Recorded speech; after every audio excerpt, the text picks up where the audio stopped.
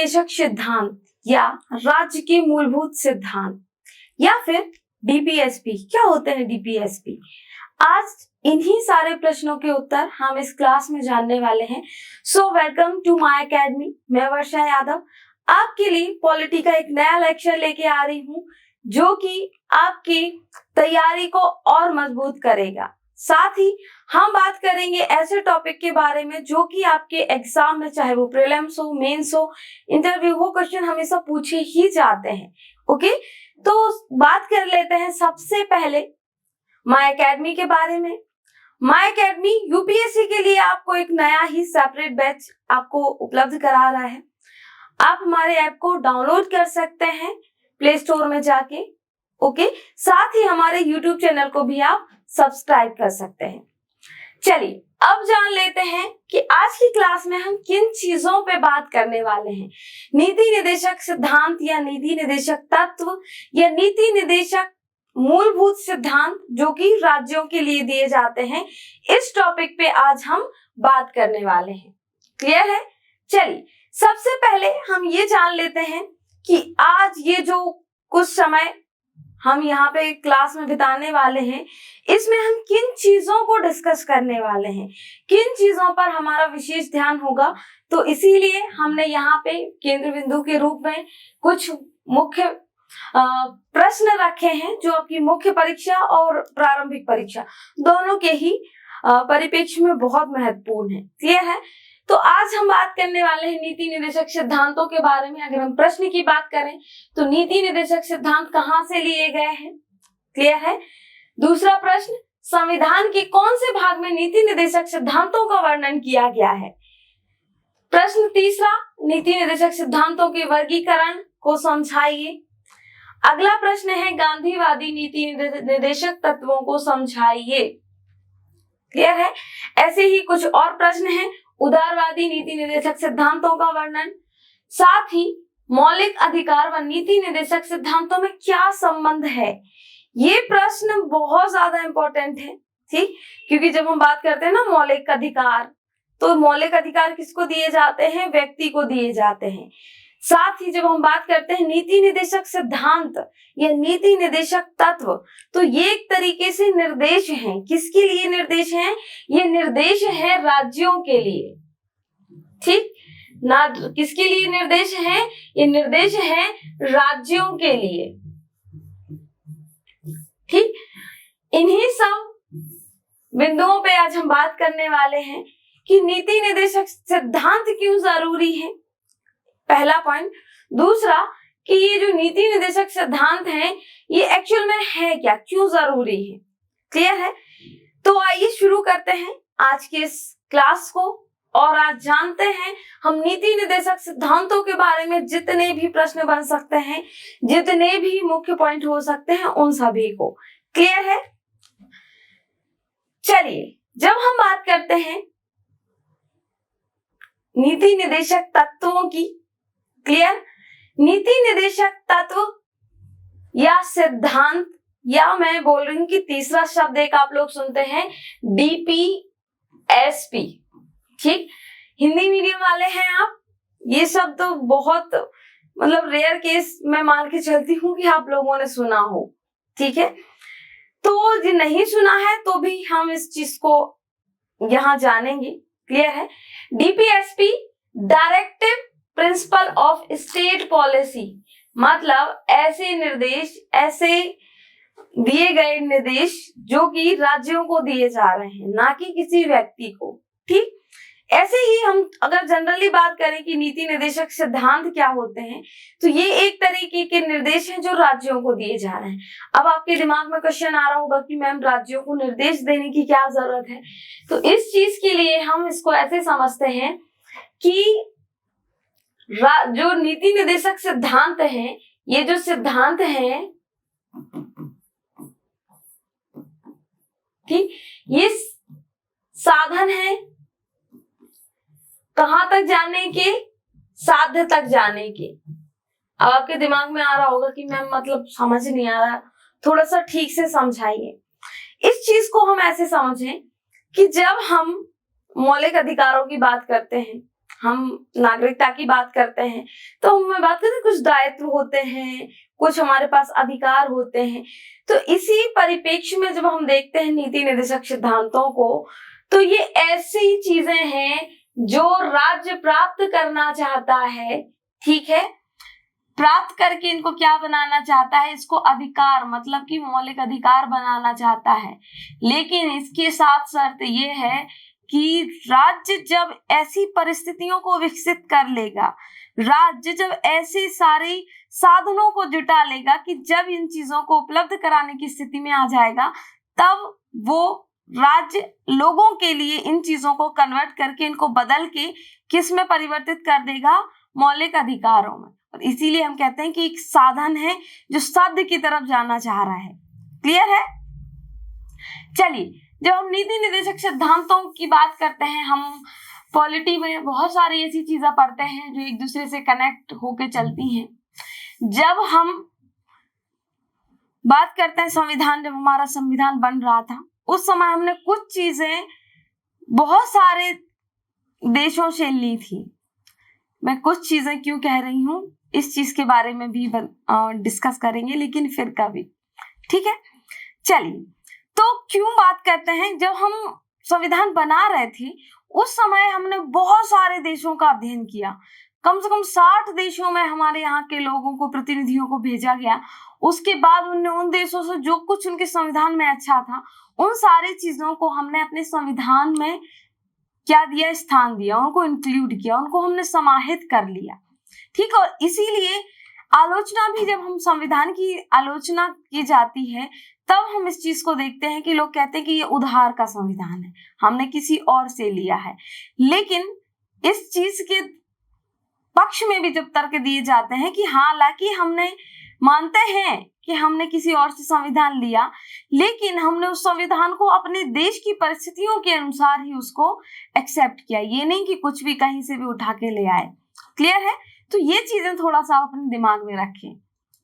अब एक और प्रश्न आपके दिमाग में आ रहा होगा कि मैम, मतलब हम ये संविधान की सोर्सेस के बारे में क्यों बात कर रहे हैं कि हम कहाँ से लिया। हम ये बात इसलिए कर रहे हैं कि ये जो नीति निर्देशक सिद्धांत हैं ये भी हमने कहीं ना कहीं से लिए हैं, ठीक। और जो उधार की ली गई चीजों के बारे में हम बात जब करते हैं तो ये भी एक वही से उधार ली हुई चीज है, ठीक। तो कहाँ से लिए गए हैं, ये जो नीति निर्देशक सिद्धांत है ये लिए गए हैं कहाँ से, आयरलैंड से। क्लियर है? कहाँ से लिए गए हैं, आयरलैंड से लिए गए हैं। अब जब हम बात करते हैं नीति निर्देशक तत्व, क्लियर है? चलिए, अब आपके दिमाग में एक और प्रश्न उठेगा, और प्रश्न उठना लाजमी है, ये मैं हमेशा आप लोगों को बोलती हूँ कि आपके दिमाग में प्रश्न उठना बहुत जरूरी है। क्यों? इससे आपकी सजगता का पता चलता है, ठीक। अब हमने बात कर ली कि हमने उधार का जो संविधान, जिसको तथाकथित उधार का संविधान कहा जाता है, तो हमने ये चीज वहां से ली, और ये कौन सी जगह थी, ये नाम था आयरलैंड। अब जब हम संविधान में बात करते हैं कि नीति निर्देशक सिद्धांतों को कहाँ रखा गया है, ठीक, तो ये भाग 4 में अनुच्छेद 36 से 51 तक इसका वर्णन हमें देखने को मिलता है। क्लियर है? याद रहेगा कहां से लिया गया है, आयरलैंड से। भाग कौन सा है, भाग 4 है।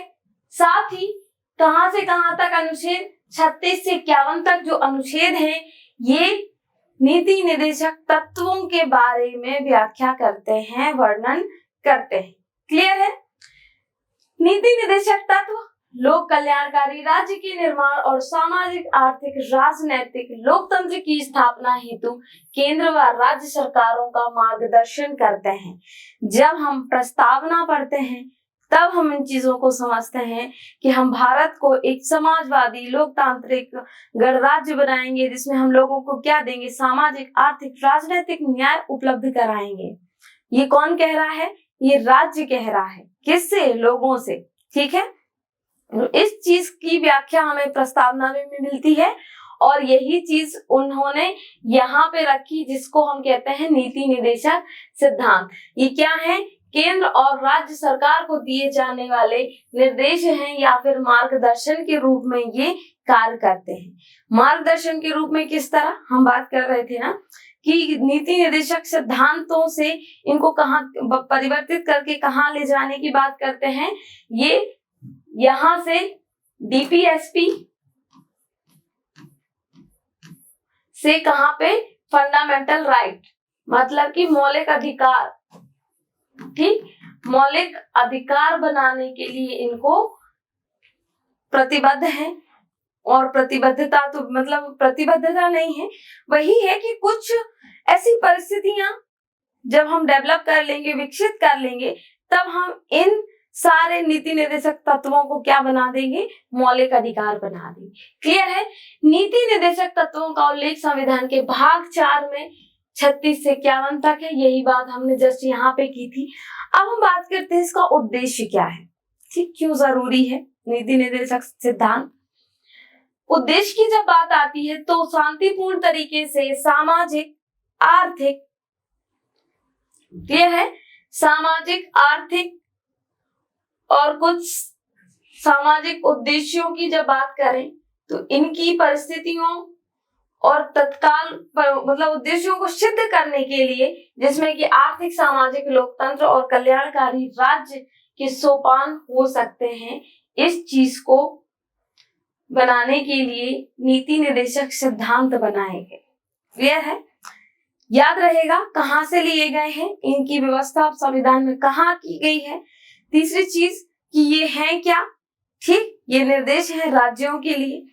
इसके बाद बात आती है इसके उद्देश्य की। तो शांतिपूर्ण तरीके से सामाजिक आर्थिक और सामाजिक आर्थिक उद्देश्य जो हैं, क्योंकि हम प्रस्तावना में ये पहले ही मेंशन कर चुके हैं कि हम देश को सामाजिक आर्थिक लोकतंत्रात्मक राज्य बनाएंगे, ठीक, उसमें लोगों को सामाजिक आर्थिक राजनीतिक न्याय उपलब्ध कराएंगे। और इसी के उपलक्ष्य में हम किसको पढ़ते हैं, नीति निर्देशक सिद्धांतों को पढ़ते हैं। क्लियर है। चलिए अब नीति निर्देशक सिद्धांतों को जब हम और विस्तार से देखने की बात करते हैं तो इनको 3 भाग में हम लोग बांट सकते हैं। किस तरीके से, आर्थिक समाजवादी सिद्धांत, दूसरे हैं गांधीवादी सिद्धांत और तीसरे हैं उदारवादी सिद्धांत। क्लियर है। कौन कौन से सिद्धांत, आर्थिक समाजवादी सिद्धांत, क्लियर है, गांधीवादी सिद्धांत और उदारवादी सिद्धांत। अब नीति निर्देशक सिद्धांतों को हम इस रूप में और विस्तार से पढ़ेंगे और आपके एग्जाम में यहां से क्वेश्चन बहुत ज्यादा बनने की संभावना होती है।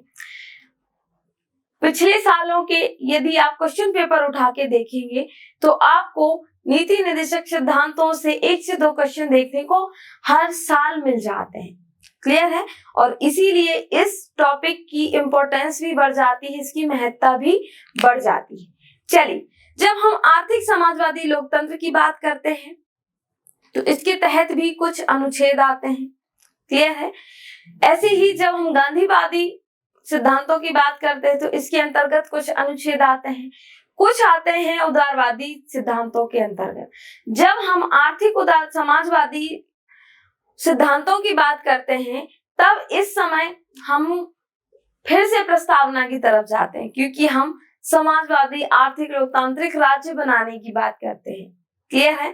तो इसके लिए हम कुछ अनुच्छेद जब देखते हैं तो इसमें पहला नाम आता है अनुच्छेद 38 का, ठीक, अनुच्छेद 38, अनुच्छेद 38, अनुच्छेद 39, अगेन मैं लिखूं अनुच्छेद 39, अगला अनुच्छेद, ठीक, 42, अनुच्छेद 43, ठीक। तो ये कुछ अनुच्छेद हैं जिनको हम पढ़ेंगे कहाँ पे, आर्थिक समाजवादी सिद्धांत के अंतर्गत। क्लियर है। चलिए, जब हम 38 को देखते हैं, आप थोड़ा सा और विस्तार से जान लेते हैं। अनुच्छेद 38 सामाजिक आर्थिक राजनीतिक न्याय सुनिश्चित कराने की बात करता है। क्या करता है, सामाजिक आर्थिक राजनीतिक न्याय सुनिश्चित कराने की बात करता है। क्लियर है। ऐसे ही जब हम बात करते हैं, यहां देख लेते हैं, चलिए, आर्थिक समाजवादी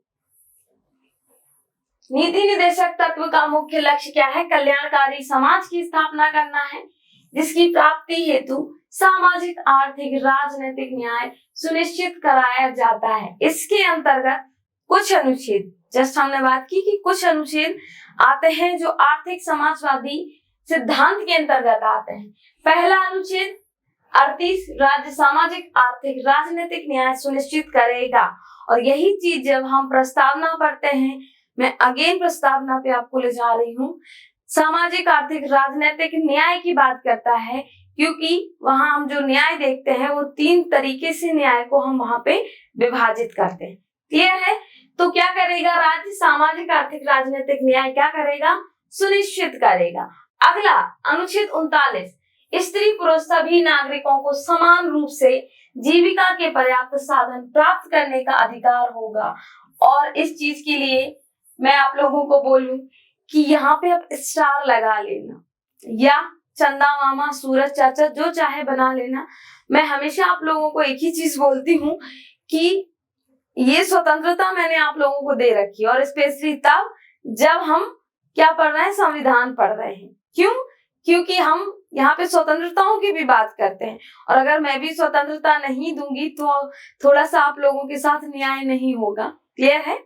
चलिए, तो अनुच्छेद 39 क्या कहता है कि स्त्री पुरुष सभी को मतलब जीविका के लिए पर्याप्त साधन उपलब्ध होंगे, या पर्याप्त साधन उपलब्ध कराने का प्रयास करेगा कौन? राज्य। और इसी के तहत हम बात करते हैं समान कार्य के लिए समान वेतन। क्लियर है?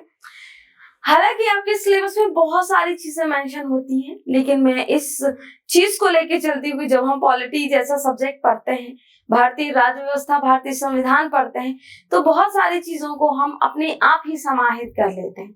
अब आपके दिमाग में प्रश्न आ रहा होगा कि मैम कैसे?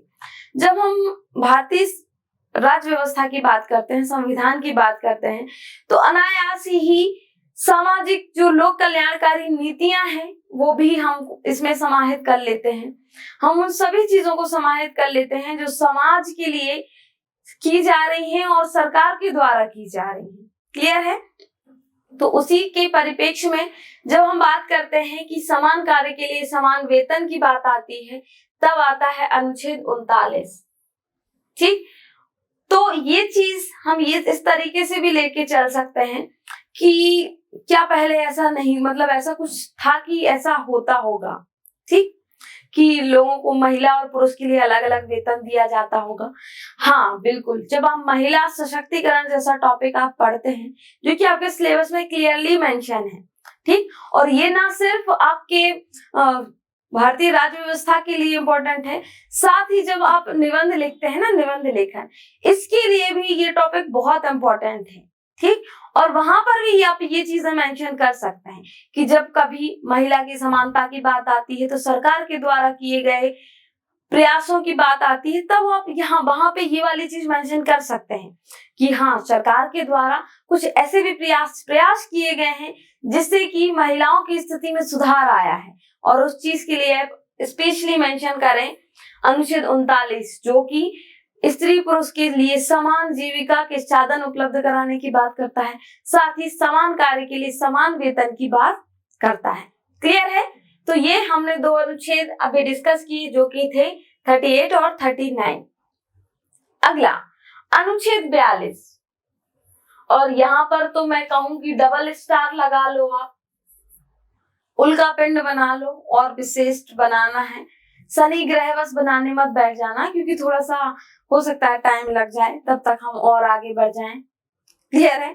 तो चंदा सूरज जो चाहे आप बना लें। अनुच्छेद 42, राज्य काम की न्याय संगत और मानवोचित दशाओं को सुनिश्चित करने के लिए प्रसूति सहायता उपलब्ध कराएगा। ठीक, इस चीज पे हमने डबल स्टार लगाया है। क्यों लगाया है, इस चीज को आप आगे चल के समझ लेंगे। क्या है कि कुछ समय पहले, अगर मैं ये थोड़ी सी आशा आपसे लगाऊं, तो मुझे ये आशा है कि आप लोग बुरा नहीं मानेंगे। जब आप यूपीएससी की तैयारी कर रहे हैं, आप संघ लोक सेवा आयोग के लिए तैयारी कर रहे हैं, तो ये चीजें मतलब अनायास ही आपके साथ जुड़ी होनी चाहिए, जिसको कि हम कहते हैं समसामयिकी या करंट अफेयर, ठीक।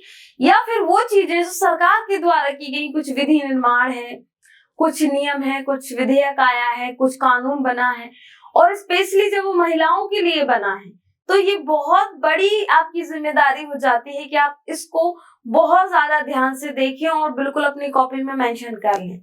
क्लियर है? कुछ समय पहले एक कानून मतलब एक संशोधन आया था, ठीक, जिसको हम कहते हैं मातृत्व लाभ संशोधन विधेयक। क्लियर है? इसके तहत महिलाओं को जो मातृत्व का जो अवकाश है उसकी अवधि बढ़ा दी गई थी। क्लियर है? यहां मैं इसको मेंशन कर देती हूँ, मातृत्व लाभ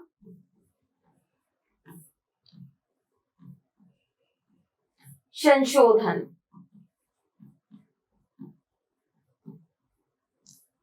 क्लियर है? मातृत्व लाभ संशोधन आया था, 2016 में आया था, ठीक। इसके पहले मतलब ये संशोधन है तो जाहिर सी बात है कि इसके पहले कुछ और अधिनियम बना होगा, उसको भी हम देख लेते हैं। मातृत्व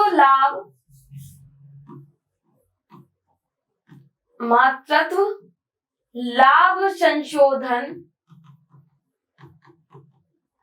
विधेयक, सॉरी, लाभ विधेयक आया था, ये आया था 1961 में, और इस विधेयक में किया गया संशोधन जो कि ये जो 1961 का जो संशोधन था, ठीक, ये एक स्त्री को उसके उस समय के लिए, मतलब कि जब उसने किसी एक बच्चे को जन्म दिया हो, उस समय से कुछ समय तक के लिए एक अवकाश देता था, वो भी वैतनिक अवकाश, ठीक। मतलब कि उसको उतने जितने समय तक वो उसको अवकाश दिया गया है उस समय तक का उसको पूरा पेमेंट दिया जाता था, मतलब कि सवेतन उसको छुट्टी दे दी जाती थी, ठीक। 1961 में जो ये विधेयक आया था, इस समय ये अवधि थी 12 सप्ताह की। कितनी थी? 12 सप्ताह की,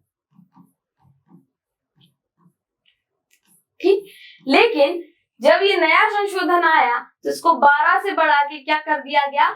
26 सप्ताह कर दिया गया, ठीक। तो ये चीज आपके दिमाग में हमेशा से होनी चाहिए कि जब आपके दिमाग में आए मातृत्व लाभ संशोधन आए या मातृत्व लाभ संशोधन विधेयक आए या फिर आपको मैटरनिटी लीव की कहीं बात आए, तब आपके दिमाग में ये चीज क्लिक हो जानी चाहिए कि ये अनुच्छेद 42 से संबंधित है। क्लियर है? क्या चीजें समझनी है? मातृत्व लाभ, मातृत्व अब जो अभी रिसेंट में आया है, क्या संशोधन होके आया है? 12 से बढ़ा के 26 सप्ताह अवकाश कर दिया गया, वो भी सवैतनिक। क्लियर है? साथ ही जो नया जो संशोधन आया, इसमें दो चीजें और जोड़ दी। एक जोड़ दिया गया सैरोगेट मदर जो होती है, इनको भी इसका लाभ मिलेगा। साथ ही अगर आप गोद लेते हैं, ठीक, गोद लेने वाली माता को भी ये अवकाश मिलेगा, ठीक। अब आपके दिमाग में क्वेश्चन आ रहा होगा कि मैम ये अवकाश क्यों दिया जाता है? तो इस चीज के लिए हम चलते हैं WHO पर, ठीक, वर्ल्ड हेल्थ ऑर्गेनाइजेशन, विश्व स्वास्थ्य संगठन। इसका मानना है कि जिस समय एक शिशु का जन्म होता है उस समय से लेके 12 या मतलब ये जो अवधि है 26 सप्ताह की, कुछ उस समय तक उसका विकास हो रहा होता है, शारीरिक भी और मानसिक भी, और ऐसी स्थिति में उसकी माता का उसके समीप होना बहुत अनिवार्य है, ठीक। उस एक शिशु के भली प्रकार से विकास के लिए उसके माता का उसके समीप होना बहुत आवश्यक है, और इसीलिए मातृत्व जो लाभ है ये दिया जाता है। क्लियर है? और ये संशोधन जो आया है ये भी आप लोग याद रखेंगे। क्लियर है? चलिए अगला संशोधन, अगला अनुच्छेद 43A, राज्य किसी उद्योग में लगे हुए उपक्रम, संस्थाओं या कर्मकारों का भाग लेना सुनिश्चित करने के लिए कदम उठाएगा, ठीक। ये चीजें भी आप अगर न्यूज़पेपर पढ़ते हैं, और मैं ऐसी आशा करती हूँ कि आप लोग करंट अफेयर्स से जुड़े रहने के लिए, अपनी तैयारी को और मजबूत बनाने के लिए डेली में न्यूज़पेपर पढ़ते होंगे और न्यूज़ सुनते भी होंगे। ठीक है, तो ये चीज मैं आप लोगों से थोड़ा सा आशा कर ही सकती हूँ। आप लोग बुरा नहीं मानेंगे कि मैम हमारे यहाँ पे ये कैसी बातें कर रहे हो।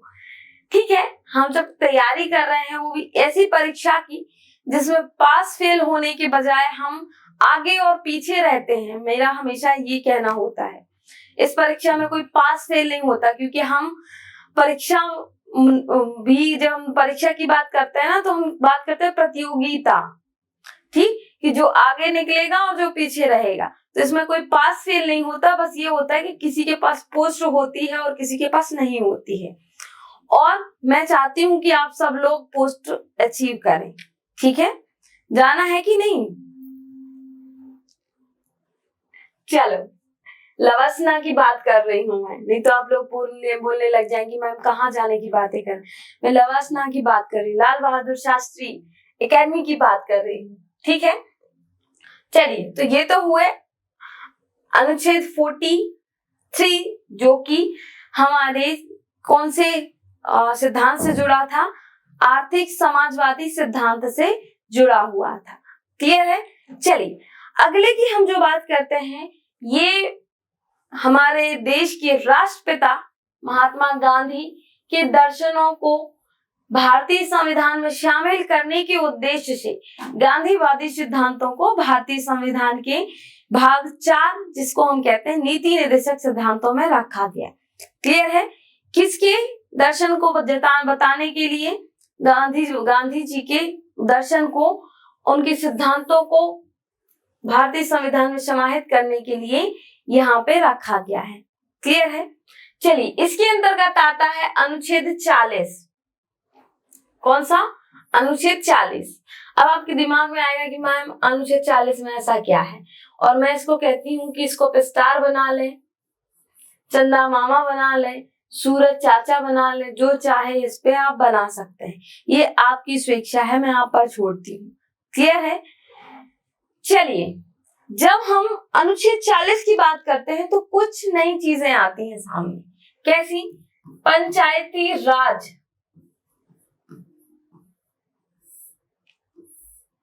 पंचायती राज दिमाग में आ जाना चाहिए, ठीक, क्योंकि ये जो अनुच्छेद है ये पंचायतों के गठन के बारे में उपबंध करता है। ठीक, क्या करता है? पंचायतों के गठन के बारे में उपबंध करता है। कौन सा अनुच्छेद? अनुच्छेद 40। और इसी से जुड़ी एक और बहुत इंपॉर्टेंट चीज है जो हम अभी डिस्कस करने वाले हैं। जब हम बात करते हैं पंचायती राज की, ठीक, उसके साथ ही कुछ चीजें और जुड़ी होती हैं। इसके साथ एक संशोधन जिसको हम कहते हैं 73वां संविधान संशोधन, साथ ही एक अनुसूची जो कि जोड़ दी गई बाद में 1992 में। ठीक है, तो अनुसूची संशोधन और अनुच्छेद 40, इनका संबंध आपस में बहुत ही घनिष्ठ है। साथ ही गांधी जी, ठीक, क्योंकि गांधी जी हमेशा ऐसे राज्य की बात करते थे जिसमें कि स्वराज हो, ठीक, अपना प्रशासन खुद करने का अधिकार सबको हो, और ग्राम स्वराज जैसी बातें महात्मा गांधी ने अपने कई लेखों में की हैं। उनकी कई जगह, कई पुस्तकों में उन्होंने इस चीज का उल्लेख किया है। ठीक है, क्योंकि गांधी जी हमेशा ग्राम स्वराज की बातें किया करते थे। क्लियर है? तो अनुच्छेद 40, अनुच्छेद 46, अनुच्छेद 47, अनुच्छेद 48, 43 और 48A, ये सारी चीजें गांधीवादी सिद्धांतों के अंतर्गत आती हैं। अब उनको एक एक करके हम समझ लेते हैं। चलिए, अनुच्छेद 40 क्या कहता है? अनुच्छेद 40 कहता है कि राज्य ग्राम पंचायतों के गठन के लिए कदम उठाएगा, उन्हें स्वायत्त रहने की शक्तियां प्रदान करेगा। ठीक, और आपको ये पता होना चाहिए कि राज्य ने कदम उठा भी लिया। ठीक, और ये कदम उठाया 1992 में, जब आया 73वां संशोधन, संविधान संशोधन। ठीक, संविधान संशोधन आया और इसके तहत 11वीं अनुसूची जोड़ी गई। ठीक, ये सारी चीजें आपको एक साथ याद रखनी है। जब अनुच्छेद 40 आए तो 73वां संविधान संशोधन गांधी जी और अनुसूची जो कि है 11वीं। क्लियर है? अनुसूची। चलिए अगला, अनुच्छेद 43 राज्य गांवों में कुटीर उद्योगों को वैयक्तिक या सहकारी आधार पर गठित करने का प्रयास करेगा। फिर से राज्य ने बेचारे ने प्रयास किया। ठीक, सहकारी समितियों के बारे में उपबंध किया। बात कर रहे हैं ना कि ये एक साधन है, साध्य की तरफ जाना चाहते हैं। ये एक हमारा रास्ता है, मार्गदर्शन कर रहा है, हमको पहुंचना कहीं और है। हमारी मंजिल क्या है? मौलिक अधिकार या कुछ ऐसे अधिकार लोगों को दे दिए जाएं जिससे कि उनका जीवन और सरल हो जाए। क्लियर है? तो इसके लिए 2011 में राज्य के द्वारा राज्य इन सेंस राष्ट्र, ठीक, राज्य इन सेंस राष्ट्र या देश या भारत, यहाँ पे 2011 में सहकारी समितियों के गठन के बारे में उपबंध कर दिया गया। सहकारी समितियों को क्या कर दिया गया? संवैधानिक दर्जा दे दिया गया और इसके लिए अगेन एक संशोधन किया गया। क्या किया गया? एक संशोधन किया गया और ये संशोधन था 97वां संविधान संशोधन था। जब हम संघ लोक सेवा आयोग की तैयारी करते हैं, जब हम उस सपना देखते हैं जहां पे हम खुद को आईएएस देखते हैं, ठीक है, हम एक प्रशासनिक अधिकारी के तौर पे खुद को देखते हैं, तो हम वो सारी बाधाएं दूर करने के लिए, पार करने के लिए भी मोटिवेट होते हैं और तैयार होते हैं जो कि हमारे सामने होती है। लेकिन सबसे बड़ी बाधा और चुनौती होती है सिलेबस। ठीक, सिलेबस के साथ वो चीजें कुछ जो हमारे मतलब हमको कुछ चीजें होती हैं जो याद करनी होती है, कुछ चीजें होती हैं समझनी होती हैं। ठीक, लेकिन जिस तरीके से हम सिलेबस को देखते हैं, सारी चीजें एज अ ह्यूमन हम याद करने और रटने की प्रवृत्ति पे नहीं चल पाएंगे। क्यों? इतना बड़ा सिलेबस है, इतने सारे पेपर हैं, आप कैसे पढ़ पाओगे? और इतने सारे पेपर में भी, इतने सारे प्रश्न पत्रों में भी आपको कई टॉपिक्स पढ़ने हैं, तो ये पॉसिबल नहीं है कि हम हर चीज को रटें। तो इस चीज का सीधा सा तरीका ये है कि आप चीजों को क्या करें? कनेक्ट करते हुए चलें। और यही कनेक्शन हम यहाँ माय अकेडमी के इस प्लेटफॉर्म पर आपको उपलब्ध कराएंगे कि एक्चुअल में तैयारी कैसे की जानी चाहिए। क्लियर है? हम किस तरीके से तैयारी कर सकते हैं और किस तरीके से हम उस तैयारी को उस लेवल पर ले जा सकते हैं कि जहां पर हमने जो सपना देखा है आईएएस बनने का, उसको हम साकार कर सके। क्लियर है? फिर कहूंगी कि लवासना जाना है कि नहीं। आप लोग बड़े बड़े स्टेटस लगाते हो ना, हर रोज व्हाट्सएप पे स्टेटस लगाओगे, इंस्टाग्राम पे स्टेटस लगाओगे, तो वो सिर्फ स्टेटस तक ही वो चीजें ना रह जाएं, हम उसको बहुत जल्दी प्राप्त करें। उस चीज के लिए भी हमें आगे आके कुछ प्रयास करने होंगे। क्लियर है? और इसी प्रयास के तहत आप बहुत अच्छा अवसर हम आपको उपलब्ध करा रहे हैं माय अकेडमी के साथ, जहां की आपको कुछ नहीं करना है, बस सीधा सा प्ले स्टोर में जाना है, हमारे ऐप को डाउनलोड करना है और यूपीएससी के लिए जो कोर्स आपके लिए अलग से बनाया हुआ है, ठीक, उसको जाके आपको लेना है और कुछ भी नहीं करना है। क्लियर है? कैसे एग्जाम की तैयारी करनी है, कैसे प्रीलिम्स निकालना है, कैसे मेंस निकालना है, ये सारा मार्गदर्शन हम आपको उपलब्ध कराएंगे। क्लियर है?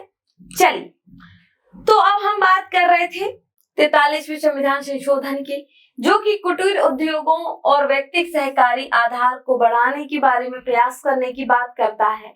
और इसी के लिए हम बात कर रहे हैं कि राज्य प्रयास करेगा और इसके लिए बेचारे ने प्रयास कर भी लिया। कब? 2011 में सहकारी समितियों को संवैधानिक दर्जा दे दिया गया।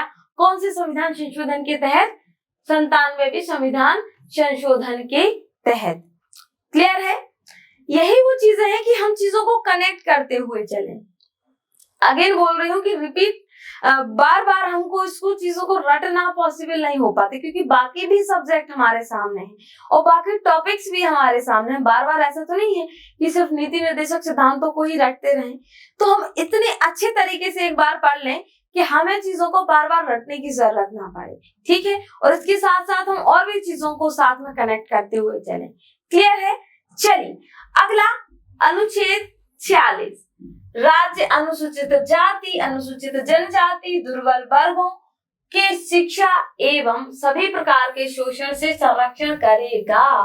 वैसे भी जब हम मौलिक अधिकार पढ़ते हैं तो हम शोषण के विरुद्ध अधिकारों की बात करते हैं, ठीक, जो कि आपका मौलिक अधिकार है। आपका किसी भी प्रकार से यदि शोषण हो रहा है तो आप उसके लिए क्या कर सकते हैं, अपने अधिकारों की मांग कर सकते हैं। क्लियर है? तो इसी तरीके से राज्य को भी निर्देश दिए गए हैं कि भैया थोड़ा सा तुम भी ध्यान रखो, ऐसा नहीं कि कोई व्यक्ति बेचारा शोषित हुआ पड़ा है, ठीक। और इसी के उपलक्ष्य में जब हम बात करते हैं गांधीवादी सिद्धांतों की, तो अनुसूचित जाति, जनजाति और दुर्बल वर्गों के शोषण के संरक्षण के बारे में उपबंध मिलता है, जो कि कौन करेगा? राज्य करेगा। अब इस चीज के लिए भी राज्य ने बहुत सारी चीजें की गई हैं। अनुसूचित जाति जनजाति के लिए ऐसी कई योजनाएं राज्य के द्वारा संचालित हैं जहां की उनका शोषण ना हो। हम बात करते हैं अनुसूचित जाति जनजाति अधिनियम की, अनुसूचित जनजाति अधिनियम की, अनुसूचित जाति अधिनियम की, ठीक। और इनके लिए अलग से आयोग भी बनाए गए हैं, जो कि वो तो हालांकि संवैधानिक उनको दर्जा प्राप्त है, लेकिन इसी के लिए प्रयास भी कौन करेगा? राज्य करेगा। जब बात करते हैं दुर्बल वर्गों की, दुर्बल वर्गों में बीकर सेक्शन में कहना थोड़ा सा कभी कभी मुझे हास्यास्पद भी लगता है कि जब हम दुर्बल वर्गों की बात करते हैं तो इसमें महिलाओं का नाम आता है, ठीक। महिलाएं, बच्चे, कौन कौन?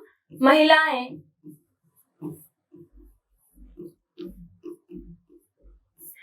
बच्चे और बुजुर्ग, ठीक, जिसको हम कहते हैं वृद्ध। महिला, बच्चे और वृद्ध, इनको क्या कहा जाता है? क्या कहा जाता है? इनको बीकर सेक्शन कहा जाता है, इनको दुर्बल वर्ग कहा जाता है। और इसीलिए मैं कह रही हूँ कि बड़ा हास्यास्पद सा लगता है, ठीक। तो महिलाएं, बच्चे और वृद्ध, इनको अलग अलग स्तर पर दुर्बल माना जाता है, शारीरिक रूप से, ठीक, आर्थिक रूप से, शैक्षणिक रूप से इनकी कमजोरी के कारण इनको बीकर सेक्शन में रखा जाता है। और इसके लिए जब हम वृद्धों की बात करते हैं तो वृद्ध आर्थिक रूप से भी कमजोर हो जाते हैं और शारीरिक रूप से भी, ठीक, क्योंकि as a human, as a एक मनुष्य के तौर पे हर व्यक्ति का जिसका जन्म हुआ है वो धीरे धीरे उसकी आयु भी बढ़ेगी और एक ऐसी स्थिति भी आती है जब वो वृद्ध हो जाता है और इस समय वो काम करने की स्थिति में नहीं होता है, इस समय वो कहीं जॉब करने की स्थिति में नहीं होता है और शरीर भी थोड़ा सा साथ देना छोड़ देता है। और इसीलिए वृद्धों को क्या रखा जाता है? कमजोर वर्गों में रखा जाता है। जब बात करते हैं बालकों की, बच्चों की, बच्चे बहुत छोटे होते हैं ना, वो जॉब कर सकते हैं, ठीक, कि अपनी आर्थिक सहायता कर लें। साथ ही वो विकास की उस गति में होते हैं कि जहां की उनको जरूरत होती है किसकी? सहयोग की, ठीक है, अपने माता पिता की। जब बहुत ही छोटे बच्चे होते हैं, शिशु रूप में होते हैं, तो माता की जरूरत होती है। थोड़े बड़े हो जाते हैं, पिता की भी आवश्यकता होती है, ठीक, उनको देखभाल की कुछ ज्यादा जरूरत होती है, इसलिए हम उनको क्या रखते हैं? कमजोर वर्गों में रखते हैं। जब महिलाओं की बात करते हैं तो इनको आदि काल से महिलाओं की जो स्थिति रही है, सामाजिक स्थिति, आर्थिक स्थिति जिस तरीके से रही है, इवन जब हम बात करते हैं कि महिलाओं को वैश्विक स्तर पर भी आज हम जिन देशों को बहुत समृद्ध धनी राष्ट्र मानते हैं, वो भी 1920 में जाके महिलाओं को वोट करने का अधिकार दे पाए हैं, ठीक। साथ ही महिला को इंसान मानने तक आने तक भी बहुत एक लंबी यात्रा पार करनी पड़ी है। क्लियर है? तो कुछ ऐसी चीजें हैं जो हम जब बात करते हैं ना कि नीतियों की या फिर हम योजनाओं की या कल्याणकारी योजनाओं की, तब हम कुछ ऐसे पार्टों को भी पढ़ते हैं जो सामाजिक स्तर पर भी हम इनको देखते हैं। क्लियर है? तो दुर्बल वर्गों के लिए शिक्षा के लिए क्या करेगा? राज्य प्रयास करेगा, उनके शोषण से उनका संरक्षण करेगा। अब बात आती है अनुच्छेद 47 की। मादक पदार्थों तथा स्वास्थ्य के लिए हानिकारक औषधियों के प्रतिबंध की बात करता है। और इस चीज से आपके दिमाग में थोड़ा सा क्लिक भी हो जाना चाहिए, गांधी जी शराबबंदी के हमेशा से खिलाफ रहे हैं। गांधी जी को जब तब मौका मिलता था वो नशा मुक्ति के लिए कार्य किया करते थे। ठीक, नशे के आदी लोगों को और शराब की दुकानों को बंद करवाने के लिए हमेशा वो प्रयासरत रहते थे। ठीक है, तो ये चीजें भी हम अनुच्छेद 47 में देखते हैं। अब बात करते हैं गायों, बछड़ों और दुधारू पशुओं के वध के प्रतिषेध के बारे में बात करते हैं। ठीक, तो ऐसा मानते हैं कि गाय को लेके आए दिन बहुत सारी चीजें चलती रहती हैं, हम उन पे बात नहीं करेंगे। ठीक, वो एक अलग तरीके के मुद्दे हो जाते हैं। लेकिन ऐसा माना जाता है कि गाय न सिर्फ दूध के लिए, बाकी उसके जो बछड़े होते हैं वो भी, हम जब बात करते हैं ना कृषि प्रधान राष्ट्र की, हम एक ऐसे राष्ट्र के रूप में खुद को बताते हैं कि हमारा मुख्य जो व्यवसाय है या मुख्य जो सबसे प्रमुखता में है वो कृषि है। और जब हम बात करते हैं कृषि प्रधान राष्ट्र होने की, तब ये चीज बहुत आवश्यक हो जाती है कि हम गाय बछड़ों को संरक्षण दें। ठीक, क्योंकि कृषि करने के लिए जिस समय की हम बात कर रहे हैं उस समय उतनी ज्यादा टेक्निक नहीं थी, आज के जैसे इतनी ज्यादा टेक्निक नहीं थी, और कृषि करने के लिए गाय और बछड़ों का बहुत महत्व था। ठीक, और इसी को लेके हम आज भी उन चीजों को लेके चलते हैं कि इन चीजों का संरक्षण होना चाहिए। क्लियर है? चलिए अगला, ये एक्चुअल में 48A है। क्लियर है? थोड़ा सा इसको ठीक कर ले। पर्यावरण के संरक्षण और संवर्धन के लिए कौन प्रयास करेगा? राज्य प्रयास करेगा। और इसी चीज के लिए बेचारे ने प्रयास किए भी। आप लोग कहेंगे मैम बेचारा क्यों बार बार बोल रहे हो? हम इसीलिए बेचारा बार बार बोलते हैं कि प्रयास में लगा हुआ है राष्ट्र। ठीक, कभी जो लोग व्यक्तिगत रूप से कहते हैं कि हमको ये नहीं मिला, हमको किसी व्यक्ति को व्यक्तिगत रूप से ऐसा कुछ भी नहीं मिलना है, लेकिन फिर भी जिसमें ज्यादातर मतलब कि समूह में ज्यादा लोगों को जिस चीज से फायदा हो उस चीज के लिए राज्य या राष्ट्र हमेशा ही प्रयासरत रहा है। और जब हम बात करते हैं पर्यावरण के संरक्षण संवर्धन की, इसके लिए राष्ट्र या राज्य ने कई प्रयास किए हैं, जैसे कि हम 1986 का पर्यावरण संरक्षण अधिनियम, पर्यावरण संरक्षण अधिनियम, ठीक, साथ ही वायु प्रदूषण के लिए भी अधिनियम बनाया, वनों के संरक्षण के लिए अधिनियम बनाया, वन्य जीवों के संरक्षण के लिए अधिनियम बनाया, जल, वायु, मृदा, हर चीज के संरक्षण के लिए राष्ट्र हमेशा से प्रयासरत रहा है और उसने कई ऐसे अधिनियम हमको देखने को मिलते हैं। क्लियर है? तो इन चीजों को हम यहाँ से कनेक्ट करते हुए चलेंगे। क्लियर है? चलिए अगला, जिसको हम कहते हैं उदारवादी नीति निर्देशक सिद्धांत या तत्व, इसके अंतर्गत आते हैं अनुच्छेद 44 और 45। ठीक, पहले इनको देख लेते हैं, आगे और भी को भी देखिए। जब हम बात करते हैं अनुच्छेद 44 की, राज्य भारत के संपूर्ण राज्य क्षेत्र में नागरिकता के लिए एक समान नागरिक संहिता प्रदान कराने का प्रयास करेगा। इसको भी मैं देती हूँ 1 स्टार, 2 स्टार और कहूँ कि 3 स्टार। आए दिन ये चीज चर्चाओं में रहती है, आए दिन अगर आप न्यूज़पेपर पढ़ते हैं, न्यूज सुनते हैं, तो ये चीज आपको दिमाग में बिल्कुल से क्लिक हो गई होगी। और साथ में प्रश्न भी बहुत उठते हैं, मैम ये समान नागरिक संहिता क्या होती है? ठीक, और जब प्रश्न भी पूछे जाते हैं ना कि समान नागरिक संहिता की जिसकी बात कर रहे हैं वो संविधान के किस अनुच्छेद से संबंधित है, और इसलिए ये अनुच्छेद इंपॉर्टेंट हो जाता है। ठीक, राज्य क्या करेगा? संपूर्ण राज्य क्षेत्र में नागरिकों के लिए एक समान नागरिक संहिता प्राप्त कराने का प्रयास करेगा, और इसीलिए इसको कहा जाता है कि भैया इसको कानून बना दिया जाए। समान नागरिक संहिता क्या है? जब हम भारत जैसे राष्ट्र की बात करते हैं, जो कि जिसको मैं कहती हूँ कि धर्मों का गुलदस्ता है, विभिन्न धर्मों का गुलदस्ता है, जैसे गुलदस्ता होता है ना, कई फूल मिलके बड़ा सुंदर सा दिखने लग जाता है, वैसे ही जब हम भारत की बात करते हैं, कई धर्म, कई संस्कृतियों का मिला जुला रूप भारत में हमें देखने को मिलता है। ठीक, अनेक संस्कृतियां, अनेक धर्म, अनेक रीति रिवाज, अनेक चीजें अनेक हमें देखने को मिलती हैं और इसी के साथ कुछ सकारात्मक चीजों के साथ नकारात्मक चीजें भी देखने को मिलती हैं। अब आपके दिमाग में प्रश्न उठ रहा होगा, नहीं भी उठ रहा होगा तो मैं चाहती हूँ कि उठना चाहिए, ठीक, तो कि क्या राज्य ने इसके लिए कुछ किया है अभी तक, ठीक है, तो इस चीज को लेके हम हमेशा चलते हुए चलेंगे, ठीक है। आगे की जो चीजें हैं हम अपने नेक्स्ट लेक्चर में डिस्कस करेंगे। तब तक के लिए आप डाउनलोड कीजिए हमारे ऐप को, माय अकेडमी ऐप को, और सब्सक्राइब करिए हमारे यूट्यूब चैनल को। तब तक के लिए bye bye, have a nice time. मिलते हैं नेक्स्ट क्लास में और इसको हम आगे डिस्कस करेंगे। क्लियर है? चलिए।